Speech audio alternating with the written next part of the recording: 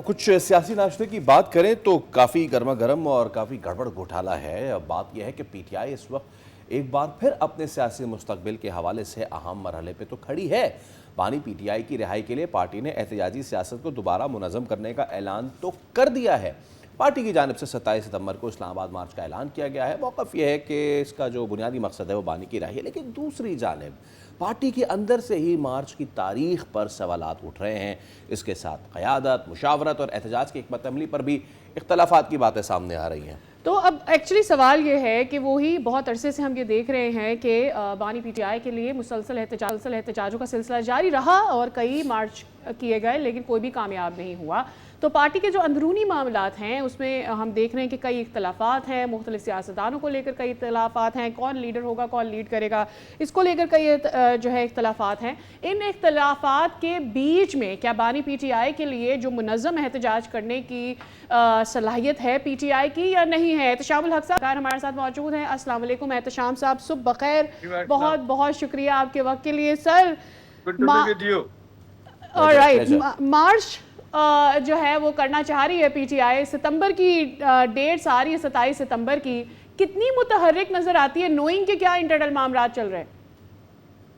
देखिए सादिया, 2 दिन से सिचुएशन थोड़ी बदल गई है।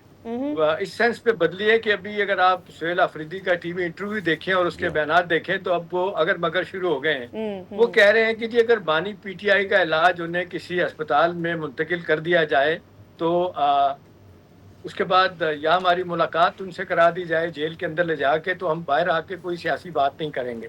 तो ये एक जिसको कहते हैं अपनी तरफ से ऑफ रैम्प पेश करने की कोशिश कर रहे हैं गवर्नमेंट को कि अगर हम चाहते हैं कि हम ये 27 अगस्त को हम सितंबर में सड़कों पे ना आए। और साथ ही वो ये भी कह रहे हैं कि क्लियर नहीं है कि जी इस्लामाबाद जाएंगे और अडयाला भी जा सकते हैं। अब साथिया, 2 चीज़ें बड़ी इंपॉर्टेंट है इसमें। अब देखें, जो इस वक्त तक सूरत हाल बदल गई है कि पार्टी के अंदर इख्तलाफात, कोर कमेटी के अंदर इख्तलाफात, पॉलिटिकल पार्टी के अंदर, पॉलिटिकल कमेटी के अंदर इख्तलाफात, पार्लिमानी पार्टी के अंदर इख्तलाफात। जिस तरीके से सलमान नकम राजा ने अपने अचकजई साहब को और राना नासिर अब्बास साहब को बिल्कुल साइड लाइन कर दिया, ये कह के कि जी बानी पीटीआई की रिहाई के लिए हम सब कुछ करेंगे। इन सो मेनी वर्ड वो यही कह रहे हैं कि जी अब आप पे एतमाद नहीं है। दूसरी तरफ अचकजई साहब जो है एक ही रट लगाए बैठे हैं कि जी मेरी मुलाकात शहबाज शरीफ साहब से हो जाए। तो ये अपने अंदर इख्तलाफात होने के बावजूद अब सवाल ये कि क्या ये सब कुछ कर सकते हैं। इत्तलात ये है कि प्लानिंग तो वो भरपूर कर रहे हैं और वो बात कह रहे हैं कि जी हम बहुत सारे बंदे 20 लाख लाएंगे, 10 लाख लाएंगे। लेकिन इधर से जो हुकूमत के लोग हैं वो बड़ा वाज़ेह तौर पे कह रहे हैं कि एक तो सादिया कटी पहाड़ी आपके कराची में है, एक ये अटक पुल से उस तरफ जो है ना एक कटी पहाड़ी है। अच्छा। अब ये फैसला जो एडमिनिस्ट्रेशन की तरफ से नजर आ रहा है कि जी कम वक्त में हमने उधर से इनको केपी से पंजाब में दाखिल नहीं होने देना। अब इसका क्या मतलब है कि वायलेंस होगा, नहीं होगा, हुकूमत आसानी से इजाजत देगी, या कुछ लोग बीच में बैठे हुए हैं वो ये बातें करने की कोशिश कर रहे हैं कि जी एक मुलाकात करवा दें तो हम इसको पोस्टपोन करवा देते हैं। लेकिन अपरेंट ये लग रहा है कि बेशुमार लोग जो साथिया इनके साथ जो अब 3-4 दफ़ा बड़ी दफ़ा है, बड़ी मारें खाई, और 26 नवंबर के बाद तो कोई जो मुतहर्रिक नहीं है उनकी सियासी क़यादत। तो लिहाजा लगता नहीं है कि बहुत ज़्यादा लोगों को अच्छा एहतशाम साहब, ये लोगों बिल्कुल इफ़ यू अलाउ मी, लोगों का लाना ना लाना ये एक तरफ रखते हैं हम।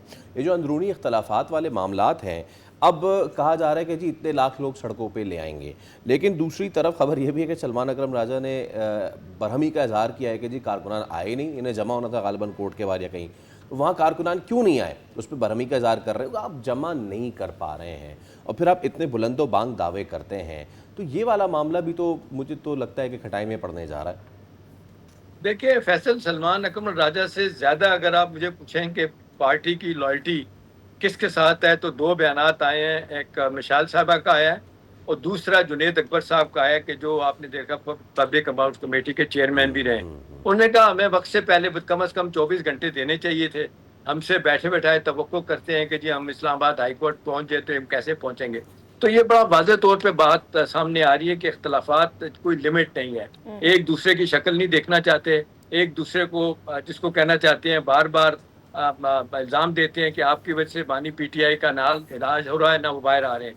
दूसरी तरफ जो है ना वो अब तड़का लगा दिया है बिलावल भुट्टो जरदारी ने कि जी इलेक्शन हमसे छीन लिया गया और मैं तो अपना हाथ बढ़ाने जा रहा हूँ पीटीआई की पीटीआई की तरफ। तरफ। यही काम मौलाना फजल रहमान साहब भी कर रहे हैं, लेकिन कामयाबी नहीं हुई।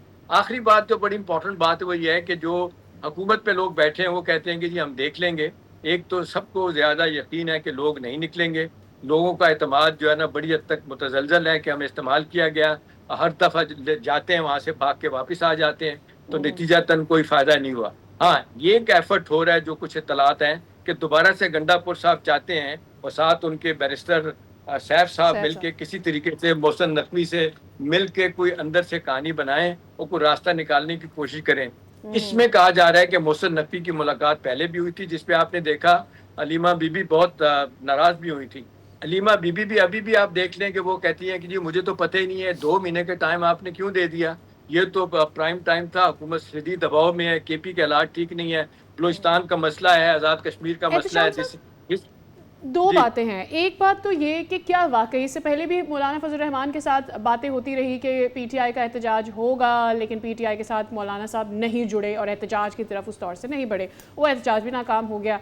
अब फिर बिलावल भुट्टो साहब बात तो कर रहे हैं कि मैं मतलब इशारे ज़रूर दे रहे हैं। आपको लगता है कि पीटीआई की सराउंडिंग में जितनी अनसर्टेनिटी है when it comes to political leadership, कोई भी और पार्टी इनके साथ एहतजाज में शामिल होगी?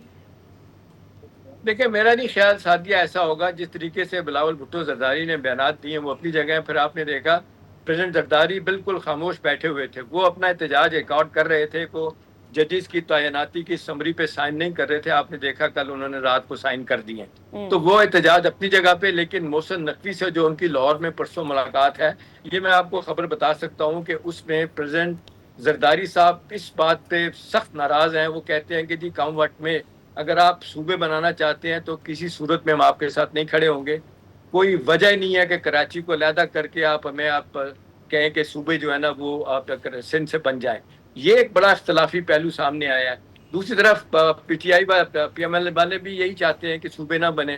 थोड़ा सा पिछले दिनों इनके दरमियान इत्तफाक हुआ था कि लोकल गवर्नमेंट का निज़ाम 2002 का वो जो ऑर्डिनेंस है उसको बहाल करके ऑर्डर को दोबारा शुरू करते हैं, लेकिन यहाँ पे भी इफ्स एंड बट्स बहुत ज्यादा है। तो बाजार ये लगता है कि इतनी ताकत किसी में भी नहीं है।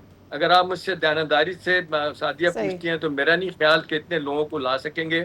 और दूसरी तरफ से जो एडमिनिस्ट्रेशन का, हुकूमत का जो रिजॉल्व है, वो लगता है कि किसी सूरत में भी ना हमने अस्पताल मुंतकिल करना है, ना हमने इनको जनाब अटक से इस तरफ आने देना है। और फिर हम देख लें कि 26 नवंबर से ज़्यादा खौफनाक जो है ना इनके साथ हालात किए जाएंगे। ओके। अब असल में होता क्या है, क्या मोहसिन नकवी के साथ मिल के निचले लेवल पे गंडापुर साहब जो कोशिश कर रहे हैं कि लड़ाई झगड़ा से हट के कोई किसी तरीके से कम हम रिलीफ ले लें और बानी पीटीआई का अस्पताल में इलाज हो जाए, बुशरा बीबी को सही है। जैसे पहले कहा जा रहा था कि भेज दें वहाँ पे बनी गाला। तो ये सूरत हाल भी देखी जा रही है। लेकिन आखिरी बात यह है कि जो हार्ड लाइनर है ना वो मामलात को ख़राब कर रहे हैं। फैसल जो लोग चाहते हैं कि सुलह सफाई से बातचीत हो जाए वो उस तरफ आने के लिए तैयार नहीं है। नतीजतन ये कॉन्फ्लिक्ट बढ़ता हुआ नजर आ रहा है। जी ऑल राइट। आपकी मौजूदगी का फ़ायदा उठाते हुए आपने बिलावल का तस्करा किया था उसमें, और बिलावल ने कहा कि झुकाव उनका पीटीआई की तरफ हो सकता है।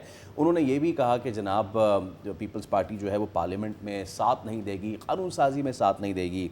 तो क्या इसके पीछे जो रीज़न है वो ये सूबों वाला ही रीज़न है या फिर बात कुछ और भी है सर? देखें, ये ब्रिकमैनशिप है। फैसल आपने देखा पीपल्स पार्टी पीएमएलएन हमेशा आपने देखा एक इख्तलाफात की पीक पे पहुंचते हैं। अभी आप जीबी का इलेक्शन देख लें, कितने इख्तलाफात हुए थे। बाद में पीपल्स पार्टी की हुकूमत बनाने में पीएमएलएन ने उनका साथ दिया। यहाँ पे भी ये फेज खत्म हो जाएगा। आज़ाद कश्मीर का पीएमएलएन की गवर्नमेंट बन जाएगी, क्योंकि वो 10 महाजरीन की सीटों को लेके जाते हैं आगे, क्योंकि जितने महाजरीन हैं कश्मीरी हैं और नवाज शरीफ साहब की मोहब्बत में उनको वोट देते हैं। तो ये थोड़े दिनों के बाद ये मामला ख़त्म हो जाएगा। लेकिन बिलावल भुट्टो जरदारी चाहते हैं कि जी अब वक्त आ गया है कि जो मुझसे वादे किए गए थे कि जी मुझे प्राइम मिनिस्टर बनाया जाएगा, तो वो पे आपने देखा 20 सीटें मांग रहे थे जनूबी पंजाब से मरियम नवाज से। मरियम नवाज ने कहा जी को नो वे, हम आपको नहीं दे सकते। अभी उनके चांसेस नहीं बन रहे। कराची से अगर अंदरूनी सिंध से हुकूमत मैनेज करके कुछ सीटें दिलवा भी दे तो उनका चांस नहीं बन रहा। अब असल झगड़ा जो है इस वक्त शुरू हो चुका है वो इस्लामाबाद में। अब ये है कि 2 साल के बाद इलेक्शन होने हैं तो मरियम नवाज ने प्राइम मिनिस्टर बनना है या बिलावल ने बनना है, ये अपनी जगह बहस है। फिर बहुत सारी चीज़ें अपनी जगह चल रही हैं। जब सिस्टम के कोलैप्स होने की बात आती है तो लगता है कि ये कलेक्टिव रिस्पॉन्सिबिलिटी है कि सब इसमें नाकाम हुए। अब देखना ये है कि डीप स्टेट हमारी इस्टेब्लिशमेंट क्या चाह रही है। अभी तक तो मेरा ख्याल है वो भी आजमा रहे हैं, देख रहे हैं कि किस तरफ जाना चाहिए। और फिर मोहसिन नकवी का ये कहना उस वक्त बयान देने के बाद शहबाज शरीफ साहब 5 साल रहेंगे, तो बज़ाहिर लगता नहीं है, क्योंकि कोई ऑप्शन नहीं है। फैसल इस स्टेज पे एस्टैब्लिशमेंट के पास भी नए इलेक्शन कराए नहीं जा सकते। इनको हटाने के बाद किसको लेके आएंगे, कौमी हुकूमत बन नहीं सकती। लिहाजा ये मामला फिलहाल ऐसे ही और इन चलेगा द जब वाइडर तक कि कोई होराइजन भी हमारे पास कितनी पॉलिटिकल पार्टीज हैं और उनका इन्फ्लुएंस और कितने ये सारी चीज़ें भी हमें देखनी है कि अगर एक जाता है तो दूसरा किसने आना है और उनकी राय नए सूबों के बारे में क्या है। तो शाम साहब बहुत बहुत शुक्रिया आपके वक्त के लिए। ये चंद मसाइल जिनको हम ओवर एंड ओवर डिस्कस कर रहे हैं और देख रहे हैं कि जो गुड गवर्नेंस की एक ड्रीम है ख़ास करके हमारी यंगर जनरेशन की, उसको पूरा करने के लिए हुकूमत साजी किस तौर से की जानी है और क्या ट्रेंड सेट करना है। सब्सक्राइब करें और बेल दबाएं ताकि कोई खबर रह न जाए।